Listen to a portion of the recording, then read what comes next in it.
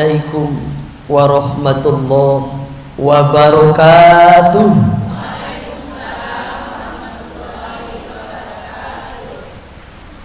Alhamdulillahi rabbil alamin, wa bihi nasta'in ala umurid dunya waddin. Ashhadu an la ilaha illallah wahdahu la syarikalah, wa ashhadu anna sayyidana Muhammadan rahmatan lil alamin. Allahumma salli ala sayyidina Muhammad wa ala ali sayyidina Muhammad. Dan pagi ini kita lanjutkan kajian adab kita, yaitu adab berteman dalam Islam. Ibu-ibu jamaah yang dimuliakan Allah Subhanahu wa ta'ala, sebelumnya kami nak tanya sedikit. Ibu-ibu ada punya teman? Ada? Saya Pak Ustadz sudah 20 tahun di Batam, tak ada teman saya Pak Ustadz. Tipis sekali pergaulan ibu ini. Nah, kita punya banyak kawan. Tengoklah tuh, ceklah itu grup WA ibu. Di grup WA alumni 1000 orang. Berapa batas maksimalnya itu berkawan di grup? Saya tak tahu pula. Di grup ini sekian orang, di grup RT sekian orang. Teman itu semuanya. Tapi teman dibagi juga dua. Sama dengan tetangga, ada namanya jaril kurba, ada tetangga dekat, ada tetangga jauh. Ada teman, ada sahabat qarib. Ada sebatas teman, ada sahabat qarib. Nah, itu beda lagi. Nabi itu banyak enggak kawannya Pak Ustadz? Banyak. Tapi yang qarib artinya dekat. Yang benar-benar dekat dengan Nabi siapa? Itulah nama-nama sahabat utama yang kita kenal, ya. Nah, ibu-ibu jamaah yang dimuliakan Allah Subhanahu wa ta'ala, dalam kajian kita kali ini, adab berteman dalam Islam, kita umumkan saja. Umum maksudnya baik ini pada sahabat qarib kita ataupun pada sahabat yang mungkin tak begitu dekat tapi teman kita, sahabat kita juga, berlaku adab-adab ini padanya. Kenapa kita mesti berkawan? Kenapa kita mesti berteman? Kata Nabi, tengok kitab namanya Lu'lu' wal Marjan. Apa namanya ibu? Kalau udah ngomong-ngomong marjan tuh berarti udah dekat kita puasa. Nah, Lu'lu' wal Marjan. Dalam kitab Lu'lu' wal Marjan disebutkan ada satu hadis. Ada orang esok sudah berdiri di pintu surga, kata Nabi. Ibu tuh sudah berdiri di pintu surga, selangkah lagi akan masuk ke dalam surga. Tiba-tiba dia tertegun, lalu bertanya kepada malaikat. Apa katanya? Malaikat, mana dulu kawan qaribku? Mana dulu sahabatku di majelis al-adabul Qur'aniyah? Mana dulu sahabatku di zikir bismillah? Mana dulu sahabatku di kajian Riyadus Shalihin? Mana dulu sahabatku di Masjid Jabal Arafah, di masjid perumahan saya? Kawannya banyak, tapi ada kawan yang ada di hatinya. Dia bertanya, mana dulu sahabatku itu ya malaikat? Kenapa dia tidak ada bersamaku sekarang? Kata malaikat, mohon maaf calon masuk surga, sahabatmu itu masuk neraka. Inna lillahi wa inna ilaihi raji'un. Dia masuk neraka, kata malaikat. Lalu apa kata orang yang selangkah lagi akan masuk surga ini? Dia berkalam, dia berucap, dia bercakap. Katanya, malaikat, tolong sampaikan kepada Allah, aku tak mau masuk ke dalam surga ini kalau tidak bersama kawan akrabku itu. Kira-kira jawaban malaikat apa? Apa kira-kira jawab? Ada orang mau masuk surga, lalu hanya karena nggak ada kawannya bersama dia, lalu dia katakan, aku tak mau masuk ke dalam surga ini. Kira-kira jawaban malaikat apa? Tak mau masuk, ya udahlah, kata. Tidak. Kata malaikat, melapor malaikat kepada Allah. Lalu Allah memberikan pesan kepada malaikat tadi, sampaikan kepada hambaku itu, sampaikan kepada hambaku itu, jemput kawannya yang dimaksud di neraka. Pak Ustadz, dia jemput kawannya di neraka, terbakarlah dia Pak Ustadz. Dia sudah pakai apa namanya itu?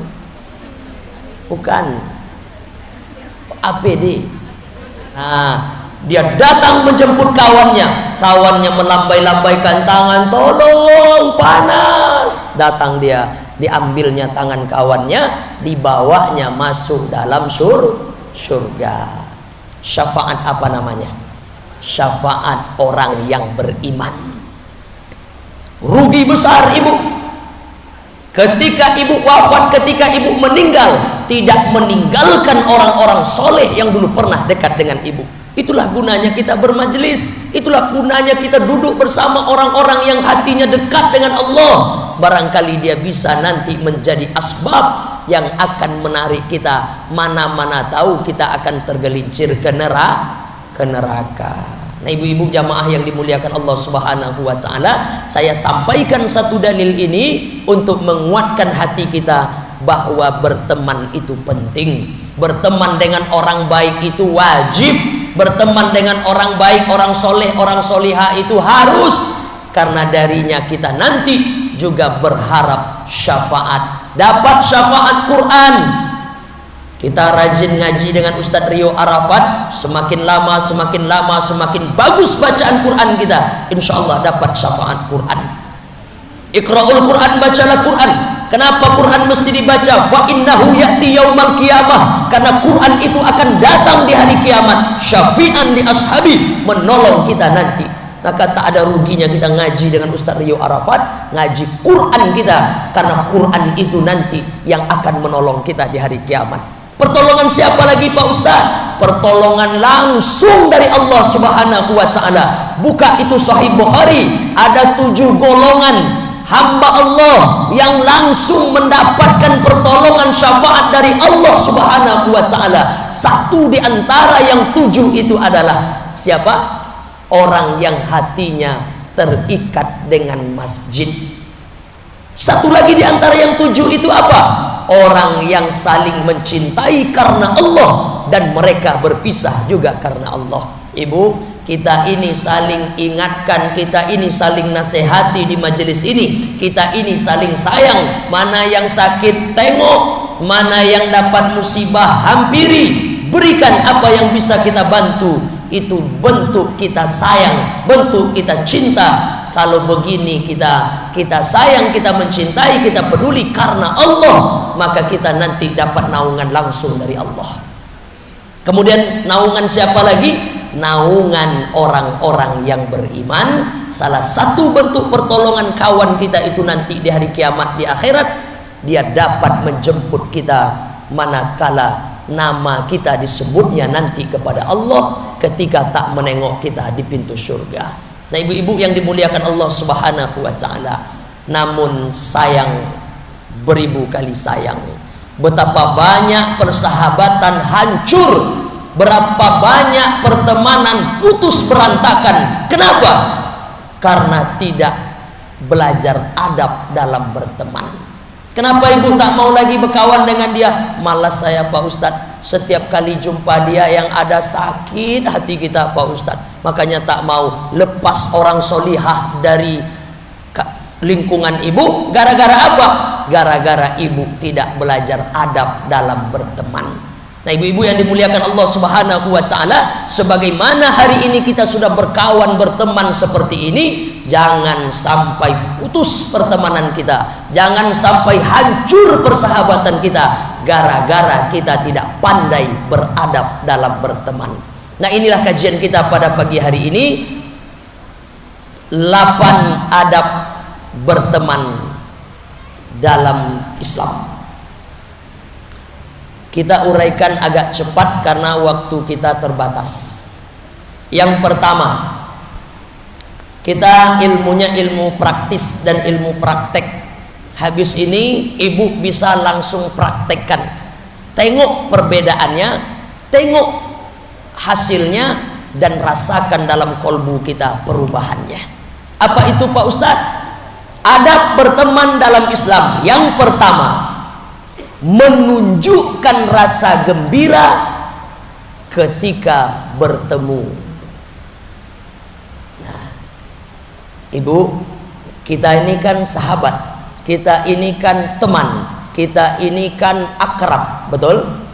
Lalu adab pertama yang mesti ibu latih, menunjukkan rasa gembira, menunjukkan wajah yang ceria setiap kali bersua dengan kawan kita. Sebagian jamaah saya sudah tahu dan saya sudah menengok langsung, entah dia sudah belajar adab ini entah belum, pokoknya sudah ada dalam prakteknya. Betul ya? Kalau bersua dengan kawannya, langsung dia senyum, spontan aja, Masya Allah, dipeluknya, cepika-cepiki, apalagi, pokoknya hangat, ceria, gembira dia dengan kedatangan kawannya itu. Nah, ini adab yang pertama. Setiap kali bersua dengan kawan, dengan sahabat, dengan teman, maka tunjukkan rasa gembira bersua dengan dia. Kami ini hampir bertemu, seringlah kami bertemu, tapi setiap kali berjumpa kami juga kadang cepika-cepiki. Ibu belum tengok saya cepika-cepiki sama Ustaz Daud ya, walaupun saya agak payah sedikit begini ya, belum tinggi sama Ustaz Rio, bisalah kami cepika-cepiki juga. Kok enggak nampak Pak Ustaz? Kadang kami segan. Di mana Ustaz cepika-cepikinya? Bersua dalam mobil kami cepika-cepiki. Hangat, tunjukkan rasa gembira, rasa kita bahagia bertemu dengan dia. Malam kami baru minum teh telur, paginya ketemu macam tak jumpa 2 bulan. Begitu adabnya ya. Adab berteman dalam Islam yang pertama, menunjukkan rasa gembira, bahagia setiap kali berjumpa. Satu, udah bisa dipraktekkan ya, udah terbayang-bayang ya agak-agaknya habis ini bertemu siapa ya. Saya mau langsung menunjukkan rasa gembira saya bersua dia. Yang kedua, adab berteman dalam Islam yang kedua, mendahului mengucapkan salam. Ini yang kedua. Tadi kita sudah ngaji juga di perumahan tempat sekretaris umum Bu Eca. Kita ngaji tentang menebarkan salam. Apa bedanya orang yang mengucapkan salam dengan orang yang tak mengucapkan salam? Tengok suasana hatinya. Orang yang senang menebarkan salam, kolbunya lembut karena teriring doa di dalamnya. Assalamualaikum warahmatullahi wabarakatuh. Kalau orang yang setiap bertemu, hai bro, hai friend, sehat, boleh juga, itu kalimat sapa namanya. Tapi iringilah kalimat itu nanti setelah diawali salam. Jadi adab yang kedua dalam berteman adalah, ibu jangan segan-segan mendahului ucapan salam. Assalamualaikum, bisa loh diiringi. Yang pertama tadi apa? Menunjukkan wajah gembira, wajah senang hati dengan kedatangannya. Diiringi pula dengan salam. Assalamualaikum warahmatullahi wabarakatuh. Sahabatku, Masya Allah, udah gabung loh dua ini, ucapkan salam dan wajah ceria. Jadi mulai kita ngaji sekarang nih, besok tak ada lagi jamaah Al-Adabul Quraniyah kalau nengok kawannya 18 kerut keningnya. Itu tak beradab itu.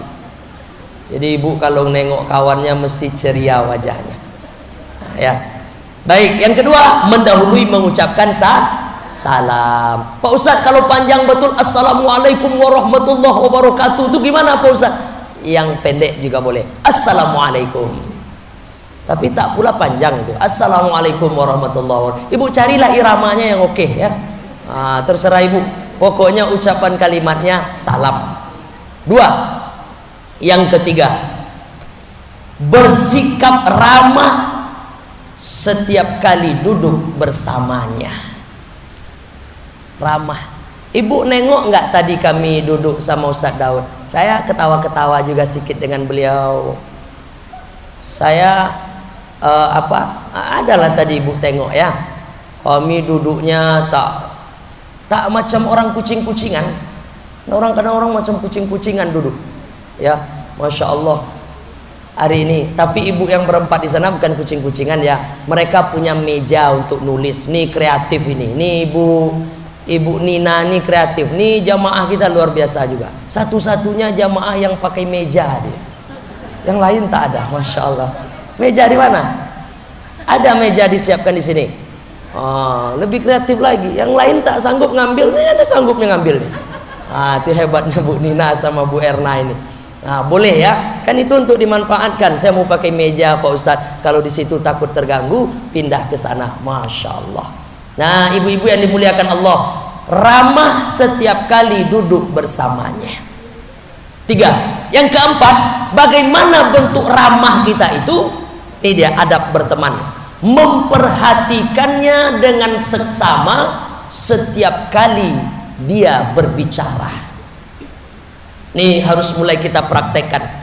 Kalau kawan kita sedang berbicara, ibu perhatikan dia, perhatikan.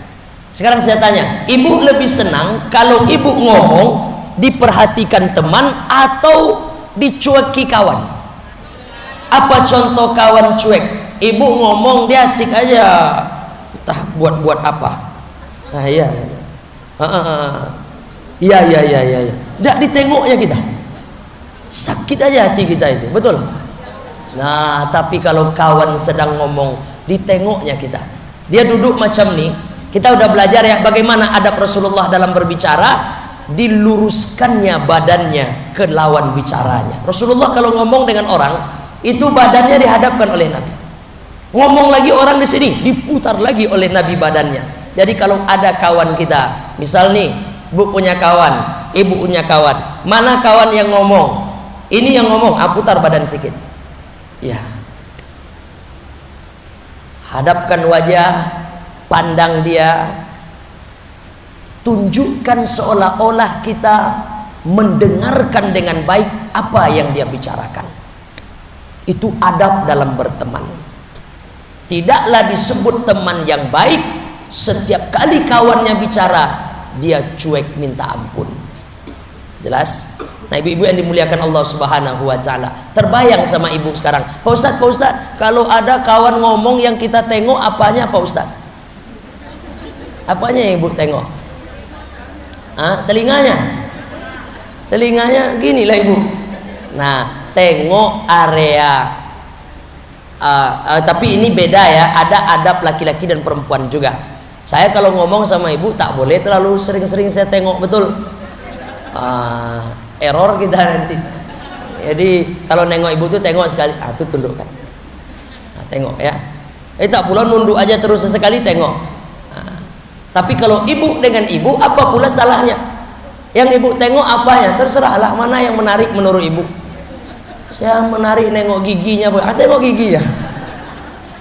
Pokoknya ibu menunjukkan bahwa ibu tuh mendengarkan apa yang disampaikannya. Ini bisa digabung loh, wajah ibu ceria, bahagia, kemudian duduk dengan dia dengan ramah, saat dia bicara perhatikan baik-baik. Dijamin persahabatannya sampai maut memisahkan. Amin ya rabbal. Kalau ada kita punya kawan seperti ini, tak ada ibu hadir dalam majelis itu ditanya-tanyanya, manalah ibu itu ya? Kenapa? Ada kerinduan kolbunya, ingin bercakap-cakap dengan kita. Yang banyak apa? Yang banyak di majelis taklim, ini pengalaman saya, ibu tuh mau masuk ke satu masjid, malah diputarnya pandangan sekeliling. Dia tengok di mana si Anu itu duduk. Kalau si Anu itu duduk di sana, dia duduk di sini. Kenapa ibu tak mau duduk dekat dia? Aduh, tak sedap Pak Ustaz. Kalau ngomong kita dengan dia Pak Ustaz, tak ada keterikatan hati dengan dia. Itu bukan sahabat yang baik. Nah, ibu-ibu yang dimuliakan Allah Subhanahu wa taala. Kemudian yang keberapa lagi? Masih masuk dalam ramah duduk bersamanya, kemudian memperhatikan teman saat berbicara, dan tidak memotong pembicaraannya sebelum dia selesai. Ini adab. Betapa banyak luka hati orang gara-gara kita, ketika orang belum selesai ngomong kita sudah langsung memotong, apalagi mendebatnya. Ini bukan adab dalam Islam. Jelas? Bukan adab berteman dalam Islam. Adab berteman itu adalah kalau sahabat kita berkalam, berucap, menyampaikan sesuatu, biarkan dia dulu bicara sampai selesai. Udah selesai dia ngomong, barulah kita komentari, jawab, dan lain sebagainya. Menunjukkan rasa gembira setiap kali bertemu. 1. Mendahului mengucapkan salam. 2. Bersikap ramah ketika duduk bersamanya. 3. 4. Memperhatikan saat teman berbicara. Ini gabung ya. Dan tidak mendebatnya atau memotong pembicaraannya sebelum selesai. Nah, yang kelima, turut berdiri manakala dia hendak pergi. Yang kelima, turut berdiri manakala dia hendak pergi. Kita sedang duduk-duduk nih, lalu kawan itu mau pamit. Udah dulu ya Bu ya, mau jemput anak sekolah ini. Dia main bertandang ke rumah ibu misal. Maka saat dia mau berangkat, ibu jangan asik aja main TikTok. Pergi dulu Bu ya, hati-hati ya. Rusak persahabatan kita. Mungkin saat itu biasa saja, tapi tak terkesan oleh dia pertemuan saat itu. Yang berkesan itu gimana? Datang tadi dia, Masya Allah, pagi-pagi sudah dikunjungi. Nanti ada poin berikutnya ya, memanggilnya dengan panggilan yang terbaik yang dia suka. Nah, panggil dia, Masya Allah, pagi-pagi sudah datang. Ayo, ayo, masuk, masuk, masuk.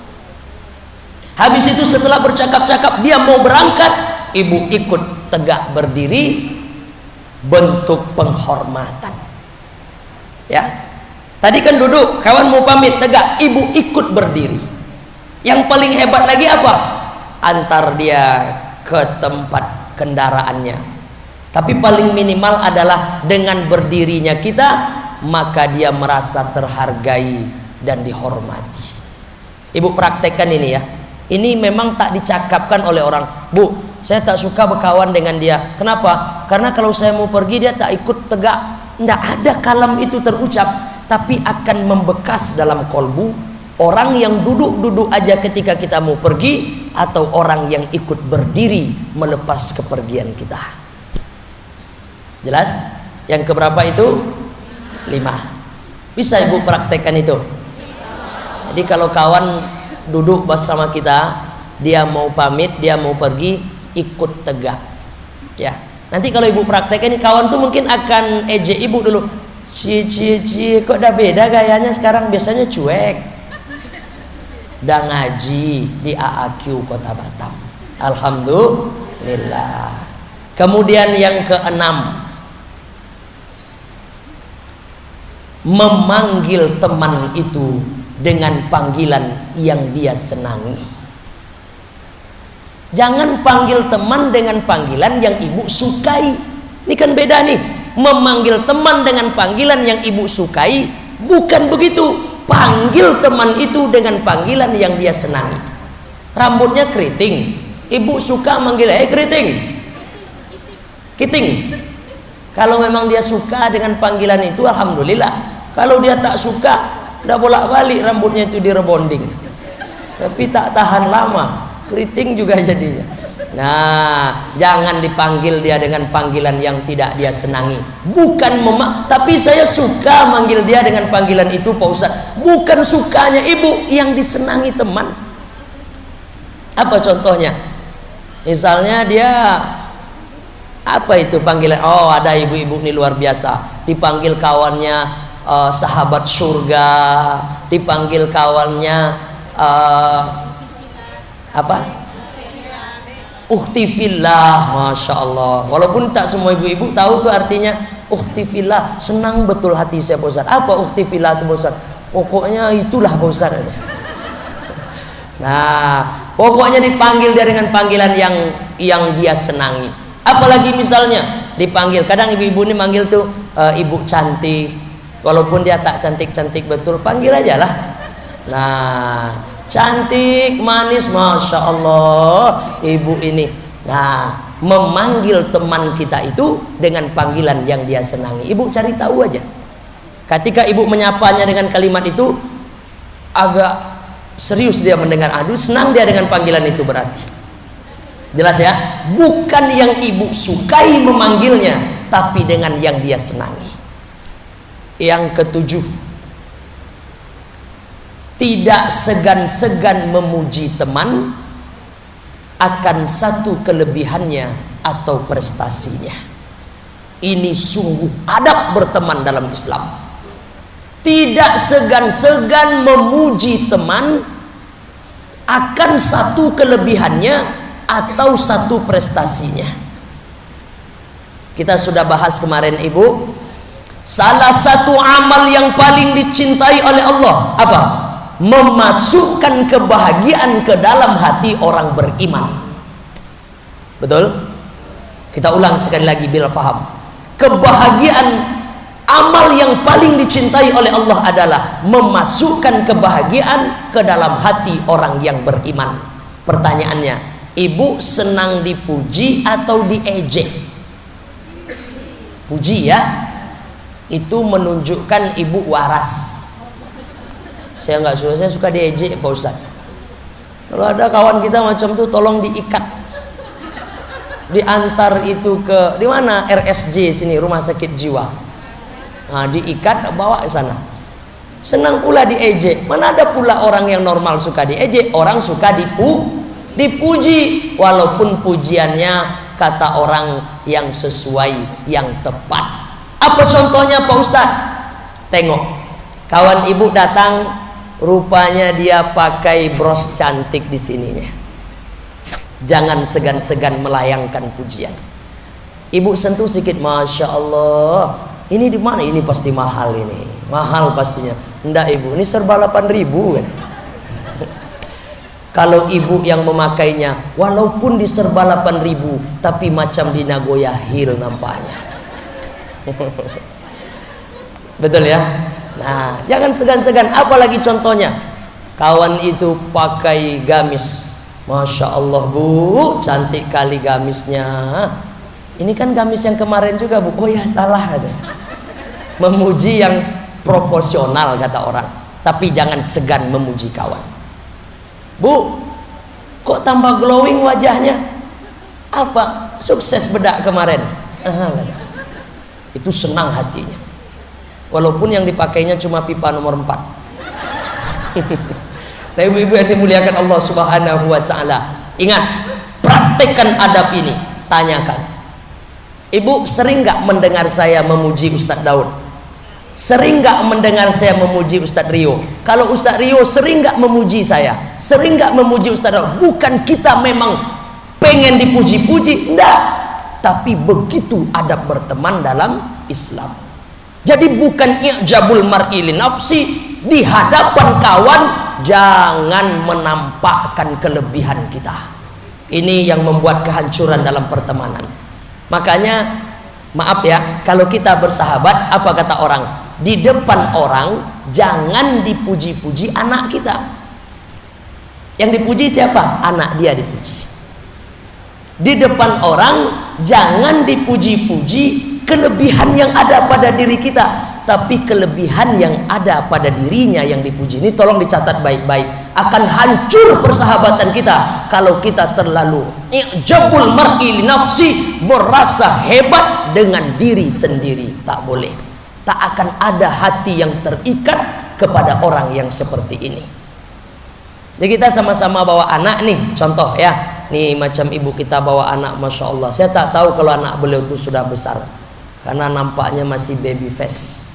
Nah, rupanya sudah besar anaknya. Tapi ibu yang dimuliakan Allah Subhanahu wa taala, tadi saya puji anak beliau pas masuk. Salim nak sama Ustadz, masya Allah. Saya tanya, ini ayahnya Cina ya? Enggak Pak Ustadz. Karena saya tengok ada Chinese-nya sedikit. Sapa anak orang. Begitu cara berteman. Orang salim nak tahu, cuek aja kita. Besok-besok tak mau anaknya Ustaz, dosa saya salim nak. Sombong Ustaz itu. Nah, kita sama-sama bawa anak. Yang ibu puji anak siapa? Anak teman tuh puji. Usap-usap kepalanya, Masya Allah gantengnya. Walaupun anak ibu lebih ganteng sebenarnya. Nah, gantengnya, pinter gitu. Anak ibu biarin aja. Biar dia pula yang memuji. Tapi jangan pula ibu minta imbalan. Bu, saya udah puji loh anak ibu, anak saya. Nah, itu adab berteman namanya. Ada satu masa nanti Allah akan gerakkan hati orang untuk melakukan hal yang sama. Apa kata Allah dalam Quran? In ahsantum ahsantum li anfusikum wa in asatum falaha. Kalau kita berbuat baik kepada orang, syariatnya nampaknya kita yang berbuat baik, tapi pada hakikatnya kita sedang buat baik untuk diri kita sendiri. Wa in asatum falaha. Kalau kita berbuat zalim kepada orang, syariatnya nampak kita yang berbuat zalim, tapi pada hakikatnya kita sedang menzalimi diri kita sendiri. Dalam bahasa ilmu motivasi, tanam tuai. Siapa yang menanam, dia yang akan menuai. Betul? Nah, ibu-ibu yang dimuliakan Allah Subhanahu wa taala, kalau begitu cara kita kepada orang, yakinlah Allah akan gerakkan hati orang. Begitu juga cara kepada kita. Bukankah ada satu slogan, Anda sopan, kami segan. Sopan aja kita dulu, orang akan segan. Kalau kita nggak sopan, mati aja lah kata orang. Nah, kita sopan, orang segan. Nah, ibu-ibu yang dimuliakan Allah Subhanahu wa taala, mulai dari sekarang kalau bersua dengan kawan, tampilkan rasa gembira bersua. Ulurkan tangan, dulukan ucapan salam. Ketika duduk bersamanya atau tengah berpapasan dengan dia, lapang dada dan bersikap ramah padanya. Kalau dia hendak pergi, ikut berdiri kalau tadi awalnya duduk. Kemudian apalagi saat dia bicara, pandang dirinya saat berbicara. Jangan melengah, jangan sibuk dengan sesuatu. Lebih baik ibu izin. Ibu izin ya, maaf. Nah, lanjutkan. Daripada kawan ngomong, ibu tak menengok wajahnya. Nah, kemudian apalagi? Memanggilnya dengan panggilan yang dia senangi. Ibu cari nanti apa panggilan yang dia senangi. Dan ini berlaku juga untuk suami ibu ya. Makanya ibu cari yang paling senang suami ibu memanggil dengan panggilan apa? Mas. Nah, kalau dia senang mas, suami saya nggak senang mas, dia senangnya perak. Nah, mas, panggil mas. Suami saya tak mau dipanggil mas Pak Ustadz. Setelah saya tanya, tak mau dijawabnya. Di tempat kerja baru dikirimnya chat Pak Ustadz. Sebenarnya saya senang dipanggil bebek katanya. Panggil bebek. Nah, yang terakhir, yang ke-8, adab berteman dalam Islam adalah menutupi aibnya. Ibu kalau ingin awet persahabatan, kalau ingin persahabatan itu sampai nanti ke surga Allah, puji setiap kebaikan kelebihan yang dia punya, tutupi semua aib yang ibu tengok padanya. Tutup. Apa aib sahabat kita itu? Jangan diceritakan, jangan disebarluaskan. Tutup rapat-rapat. Maka demi Allah, ibu akan ada di hatinya. Jelas ya? Saya tak ingin bahas ini lebih panjang karena ibu udah paham itu. Apapun kelemahan kawan kita, sampai-sampai kita menutup aibnya itu saat kita menasehatinya. Bukanlah kawan yang baik kalau dia sanggup menasehati kita di tengah keramaian. Apa contohnya? Ibu sebelum pengajian rupanya tadi sarapan, ada cabai nempel di gigi. Di tengah keramaian tuh dia nasihat, katanya dia kawan kita nih, Bu, cabai. Itu mau pulang aja kita lagi. Masih sanggup ibu duduk di majelis macam itu tuh? Pulang aja lagi tuh. Malu kita luar biasa. Tinggalkan sahabat seperti itu. Kalau tak mau dia dinasehati, ya nasihati dulu, tak elok macam tu. Makanya ngaji. Gimana kemarin adab menasihati orang? Kata Imam Syafi'i, kalau ada orang menasihati aku di saat aku sendirian, itulah yang sebenar-benar nasihat. Kalau ada orang menasihati aku di tengah keramaian, itu sungguh satu penghinaan. Jadi kalau ada cabai di gigi kawan gimana? Ibu chat, Bu, tengok HP, dibukanya, astagfirullahaladzim. Akhirnya kawan tak tahu selamat, sampai pulang ibu akan diingatnya terus, bahkan akan dibisikkannya di telinga, makasih banyak ya, untung gak si Anu yang nampak duluan katanya. Ibu-ibu yang dimuliakan Allah Subhanahu wa taala, yang kedelapan adalah tutupi aibnya. Itulah kaji kita pada kesempatan ini, ibu-ibu yang dimuliakan Allah Subhanahu wa taala. Maka tinggal lagi kita praktekkan.